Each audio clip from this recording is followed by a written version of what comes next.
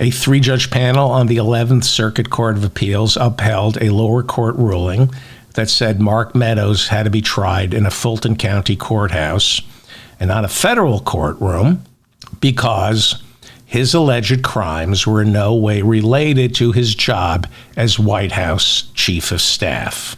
Okay? I bring all this up because it gives you insight into how the Supreme Court will probably rule on presidential immunity.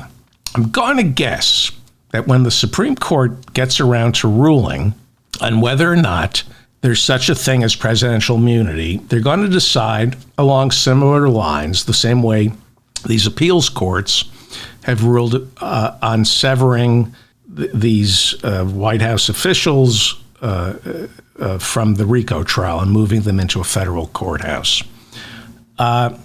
The very reason Meadows and Trump and Jeffrey Clark will not be able to sever their Georgia RICO trials and move them into a federal courtroom is the very same reason Donald Trump cannot claim he is immune from prosecution. Because I expect the Supreme Court to rule this way, that the crimes Donald Trump is charged with were committed while he was president, but not because he was president. They were committed in spite of the fact that he was president.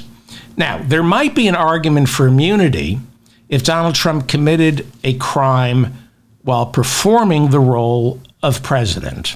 But overturning an election is not the job of a president.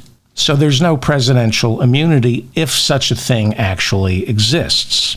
Here's an example, I think, of what presidential immunity might look like. I don't know if you remember, but Qasem Soleimani, he was a beloved Iranian military leader. Trump ordered him assassinated in early 2020, and they killed him. He was in Iraq at the time. Now, talking about presidential immunity.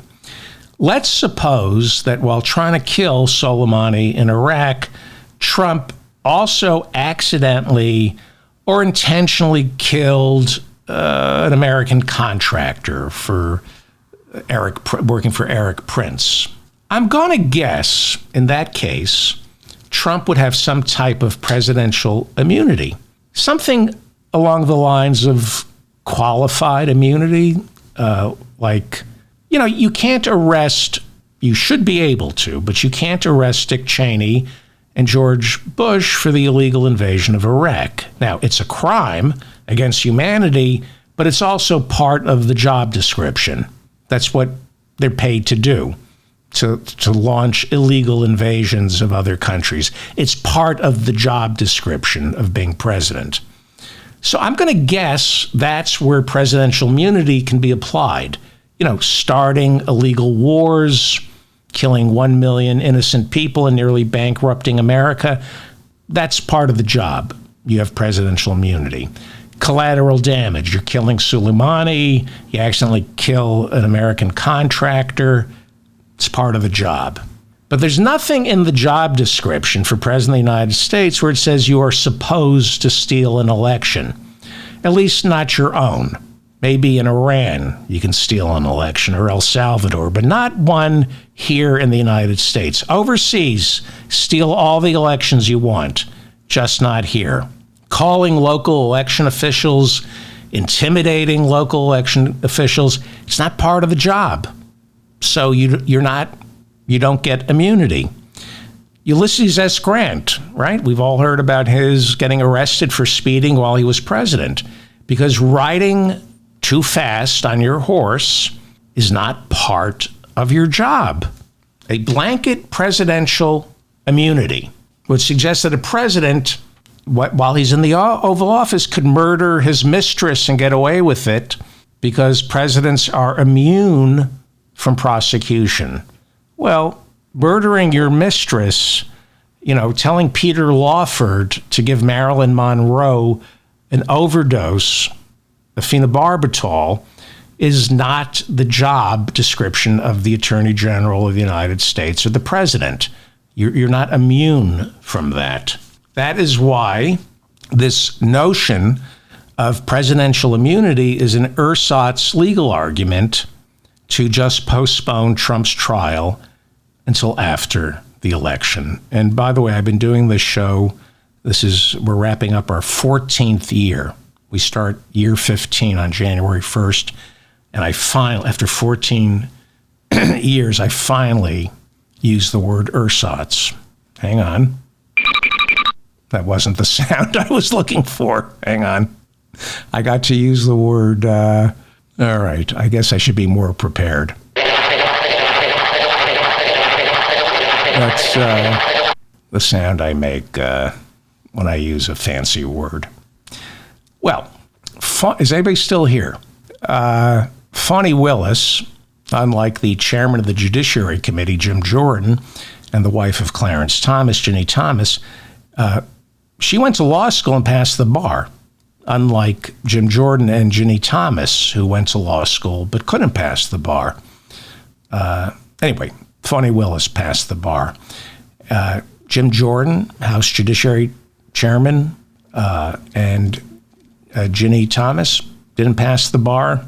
That doesn't stop them from questioning Fani Willis's every move as she marches forward towards prosecuting Rudy Giuliani, Mark Meadows, and Donald Trump.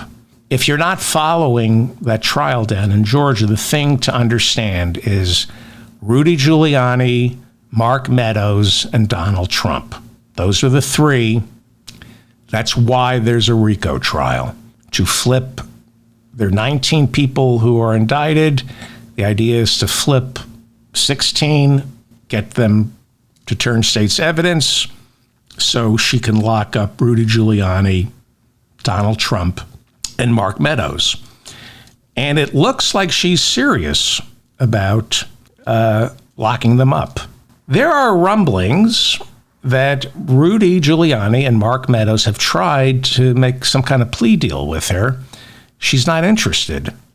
Meadows has already made a deal with Jack Smith's office in the Washington, D.C. interference case. And this is so huge. I mean, we have no idea how big this is going to be. This is going to make Donald Trump's D.C. election interference trial, which is supposed to start in March, it is going to be an absolute nightmare for Donald Trump. Mark Meadows was Donald Trump's chief of staff. He was Donald Trump's eyes and ears in the Oval Office. Whatever Donald Trump did, Mark Meadows did it with him. And now he has flipped and turned state's evidence. I don't know how things turn out. I just know it's going to get uglier and uglier for Donald Trump. That civil fraud trial that wraps up on January 15th, where Donald Trump was exposed as being guilty of fraud and not, lying about the value of Mar-a-Lago and how humiliating that was, this is going to be exponentially worse. Maybe not politically. That's his voters, who knows what they think, if they even think. But in our criminal justice system, this is going to get very ugly. They have, with Mark Meadows, Donald Trump dead to rights. So Trump is trying desperately to do two things: win Iowa, win New Hampshire, win the Republican nomination. That if he doesn't get the nomination, I mean, there'll be appeals and stuff, but if he doesn't get the Republican nomination, he is in so much trouble. They have Donald Trump dead to rights. That's why his attorneys are desperately trying to get that federal trial in Washington, D.C. postponed until after the presidential election, so Trump can move into the Oval Office and dismantle the entire Justice Department. And that's why they filed the cockamamie presidential immunity motion. Delay, delay, delay. Well, there's one little problem for Trump when it comes to Georgia. Fani Willis, from what I've been reading in The Guardian, she is not interested in making a deal with Donald Trump. No negotiating. It doesn't matter if Donald Trump becomes president. He can't pardon himself in a state trial. He can't fire Fani Willis. And it looks like she's not willing to take a guilty plea from Donald Trump in exchange for a letter of apology and some community service.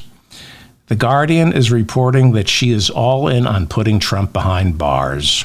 So, some things to look forward to during this winter. And finally, Rudy Giuliani filed for bankruptcy this week, saying he's $500 million in debt. I owe $500 million. That's what he claims. The man is he even lies. This is how big a liar he is. He even lies about his own bankruptcy. I mean, there have been some judgments against him.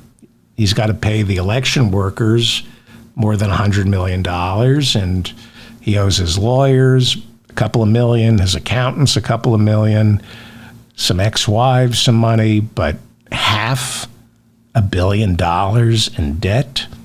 Well,